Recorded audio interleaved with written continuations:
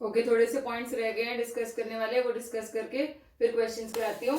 कुछ कुछ चीजें हैं या कुछ कुछ एक्सपेंसेस हैं, उनको प्रॉफिट एंड लॉस अकाउंट में डेबिट करना तभी अलाउ किया जाएगा अगर वो सचमुच में एक्चुअली पेड होंगे। तो अगर वो ड्यू बेसिस पे है तो उनको प्रॉफिट एंड लॉस अकाउंट में as per income tax debit करना नहीं अलाउड होगा। अब मैं एक चीज यहाँ पे ये बता रही हूँ कि मैं बार बार ये बोल रही हूँ income tax as per income tax as per income tax, क्योंकि एज पर कंपनीज एक्ट जो हमारे बनते हैं बुक्स ऑफ अकाउंट्स जैसे profit and loss balance sheet is very different from what जो इनकम टैक्स चाहता है।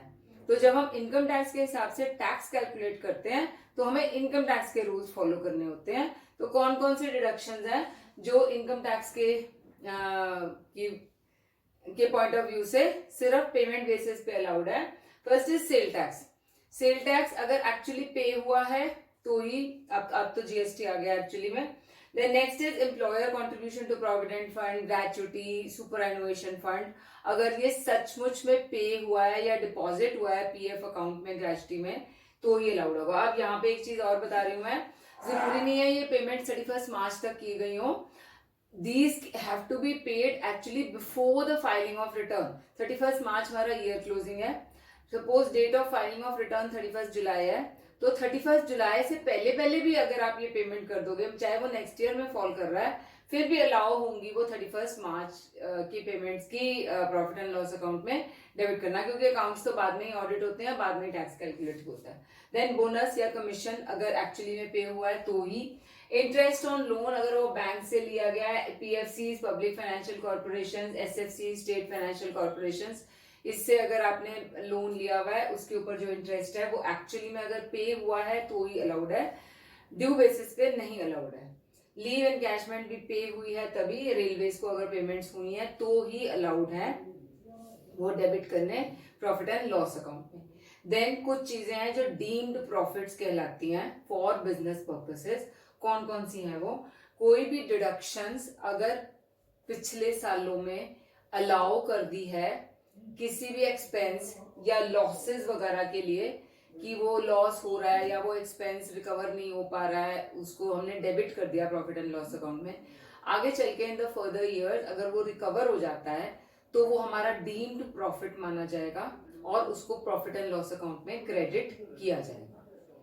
Then provide only to the extent वो अलाउड है, ओनली टू द एक्सटेंट जितनी देर वो अलाउ किया गया था। जैसे सपोज कोई लॉस है, लॉस अलाउ किया, एक्चुअल लॉस था 30,000 का, लेकिन इनकम टैक्स डिपार्टमेंट ने अलाउ किया सिर्फ 20,000 रुपए, तो वो 20,000 रुपए डेबिट, हमने लॉस को डेबिट कर दिया प्रॉफिट एंड लॉस अकाउंट में किसी पर्टिकुलर ईयर में। आगे 1-2-3 साल बाद वो लॉस रिकवर हो गया किसी भी वजह से, सपोज स्टॉक का लॉस था उसको हमने कर दिया, लेकिन बाद में जाके वो स्टॉक कहीं बिक गया, किसी के काम आ गया, कोई भी लॉस हो सकता है। सपोज वो लॉस जो हमारे को रिकवर हुआ वो रिकवर हुआ 25,000 का, मतलब 30,000 का जो स्टॉक था उस वो सेल हो गया 25,000 में, हमने लॉस बुक किया था बुक्स में सिर्फ 20,000 रुपए, तो हमारे को जो डीम्ड प्रॉफिट होगा वो 20,000 ही होगा जितना अलाउ किया गया था, उससे ज्यादा नहीं हो सकता है। जितना आपने डेबिट किया, मतलब जितना अलाउ किया था डेबिट करना, उससे ज्यादा लॉस नहीं हो सकता। अगर सपोज ये रिकवर हुआ होता 15,000, तो पूरे का पूरा 15,000 हम क्रेडिट कर देते अपने प्रॉफिट एंड लॉस अकाउंट में, क्योंकि जितना डेबिट किया था उससे कम ही है ये रिकवरी, इसलिए। नेक्स्ट इज, और ये वाला जो बेनिफिट है ना इसका, लॉसेस का या किसी का भी, ये जो सक्सेसर, अगर सपोज उसने बिजनेस किसी और को आगे बेच दिया तो ये सक्सेसर भी ये बेनिफिट क्लेम कर सकता है। ऐसा नहीं वो कह सकता कि ये पिछले वाले का लॉस था इस वाले नहीं रिकवर हो सकता, ऐसा नहीं होगा। Then is balancing charge. Balancing charge क्या होता है? अगर कोई एसेट को आप डेप्रिशिएट कर रहे हो स्ट्रेट लाइन मेथड पे और फिर उसको सेल कर देते हो, डिस्कार्ड कर देते हो, कुछ भी कर देते हो, तो उस केस में जो आपका डिफरेंस होगा, जो अमाउंट रियलाइज्ड माइनस जो रिटर्न डाउन वैल्यू होगी उस एसेट की on the date of sale, उसको हम बैलेंसिंग चार्ज बोलते हैं। ये तभी होता है जब एसेट स्ट्रेट लाइन मेथड से होता है। अगर डिमिनिशिंग वैल्यू मेथड से कर रहे हैं तो नहीं है बैलेंसिंग चार्ज माना जाता। तो इस केस में जो बैलेंसिंग चार्ज होगा, अगर वो एक्सीड कर रही है sale value then the return down value, वो डीम्ड प्रॉफिट माना जाएगा और प्रॉफिट एंड लॉस अकाउंट में क्रेडिट होगा। लेकिन ये deem profit only to the extent जितनी डेप्रिसिएशन डेबिट हुई है उससे ही, उतना ही माना जाएगा, उससे एक्सीड नहीं कर सकता है। Next is profit on sale of asset which is use for scientific research. Scientific research के लिए मैंने पहले भी बताया था, कोई भी कैपिटल एक्सपेंडिचर होता है वो हम सारे का सारा डेबिट कर देते हैं प्रॉफिट एंड लॉस अकाउंट में, ही हमने डिस्कस किया था। तो इस केस में जब वो एसेट को सेल करते हैं हम, तो उस केस में जो सेलिंग प्राइस है प्लस जो आपने डिडक्शन क्लेम की थी जब वो कैपिटल एक्सपेंडिचर लिया था, माइनस जो उसकी एक्चुअल कॉस्ट थी, that will be the deemed profit और डीम्ड इनकम, और उसको प्रॉफिट एंड लॉस अकाउंट में क्रेडिट किया जाएगा।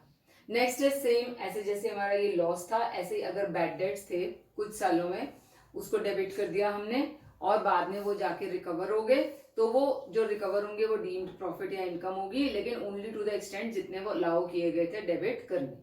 लास्ट इज द अमाउंट, अगर कोई स्पेशल रिजर्व किसी ने क्रिएट किया है और उससे अमाउंट वो विड्रॉ कर लिया है, तो वो सारे का सारा आपका डीम्ड प्रॉफिट या डीम्ड इनकम माना जाएगा और ये प्रॉफिट एंड लॉस अकाउंट में क्रेडिट किया जाता है और ये बिजनेस इनकम मानी जाती है सारे के सारे।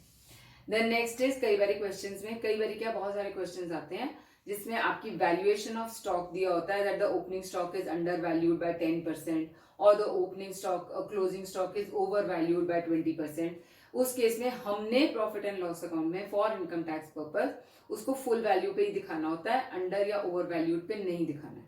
तो कैसे निकालेंगे, अगर अंडर वैल्यूड है, सपोज अंडर वैल्यू 10% दिया हुआ है, तो स्टॉक की value into 100 divide by 100 minus rate, जैसे मैंने 10% का एग्जांपल दिया तो 100 डिवाइड बाय 90 हो जाएगा। अगर 10% इंक्रीज से है तो ओवर वैल्यूड में, तो 100 अपॉन 110 इंटू स्टॉक की जो वैल्यू हमें दी हुई है उससे कैलकुलेट करके हमने उसकी वैल्यू, करेक्ट वैल्यू निकाल लेनी है स्टॉक की।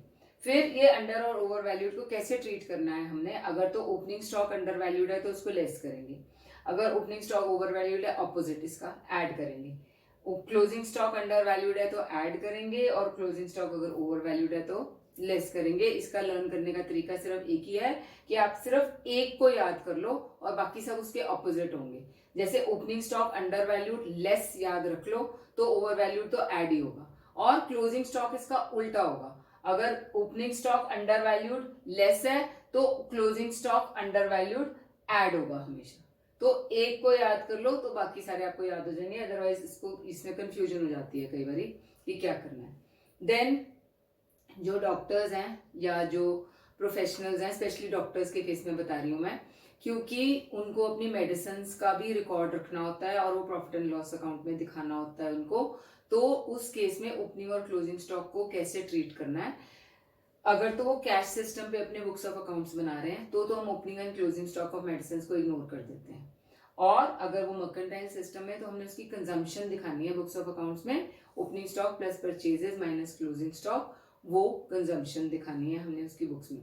और डॉक्टर्स के केस में ना, अगर आपको कोई प्रॉफिट एंड लॉस अकाउंट में सर्जिकल इक्विपमेंट्स वगैरह दिए होते हैं तो वो कैपिटल एक्सपेंडिचर होता है, उसके ऊपर हमने डिप्रिसिएशन चार्ज करनी होती है, वो पूरे का पूरा डेबिट नहीं किया जाता है। तो ये मेरे ऑलमोस्ट 99% सारे कवर हो गए हैं जो प्रोविजंस थे इस चैप्टर के। अब मैं सम्स कराऊंगी इसके, और आप इसकी प्रोविजंस को साथ साथ देखते रहना तो आपको पता चलता रहेगा, क्योंकि अभी तो मैंने सारा कुछ ऐसे ही बोल दिया है, आपके भी कुछ अंदर गया होगा, कुछ ऊपर से निकल गया होगा, तो जब हम सम्स करेंगे तो ये सारे आपको अच्छे से पता चल जाएंगे। So in the next video I will start with the sums.